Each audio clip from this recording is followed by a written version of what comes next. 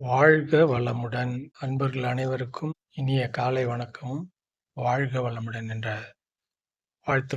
September 27 இன்று வாழ்க்கை மலர்கள் என்ற ஆசான் அவர்கள் புத்தகத்திலிருந்து இறைவனின் நிழல் என்ற தலைப்பை சிந்திக்க இருக்கிறோம். மனிதன் இயக்க நிலைகளை இப்போது ஆராய்ச்சிக்கு எடுத்துக்கொள்வோம்.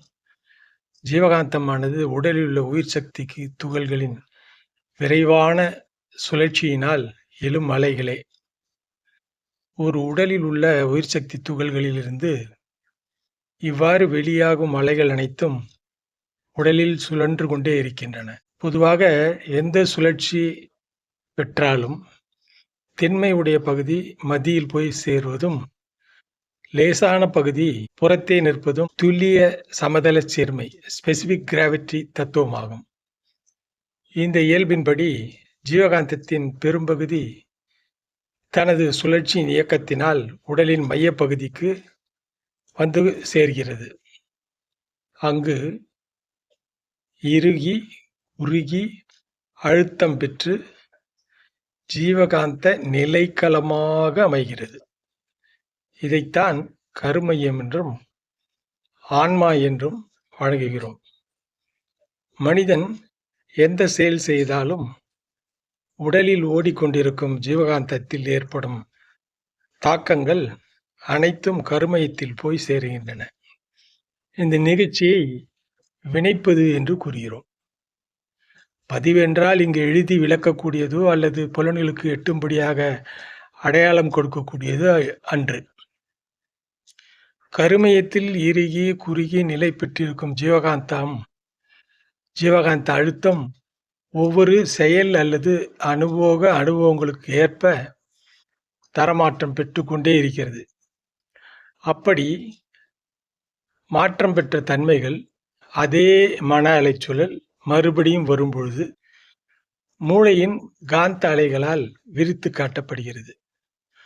அப்பொழுது உண்டாகும் அகக்காட்சி எண்ணங்கள் எனப்படும். இறைநிலைக்கும் மனநிலைக்கும் உள்ள தொடர்பை உணர வேண்டும் என்றால் அவற்றை உருவத்துக்கும் அதிலிருந்து தோன்றும் நிழலுக்கும் ஒப்பிடலாம். உருவத்தை விட்டு நிழல் பிரிவதே இல்லை.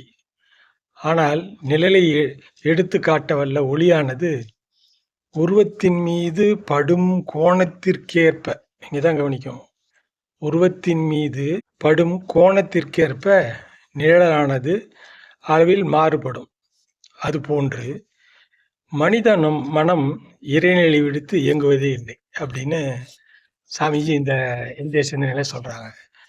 இது தொடர்பாக உங்க எல்லாருக்கும் தெரிந்த பாடல்கள் தான், இருந்தாலும் ஒரு நினைவூட்டலுக்காக சொல்றேன்.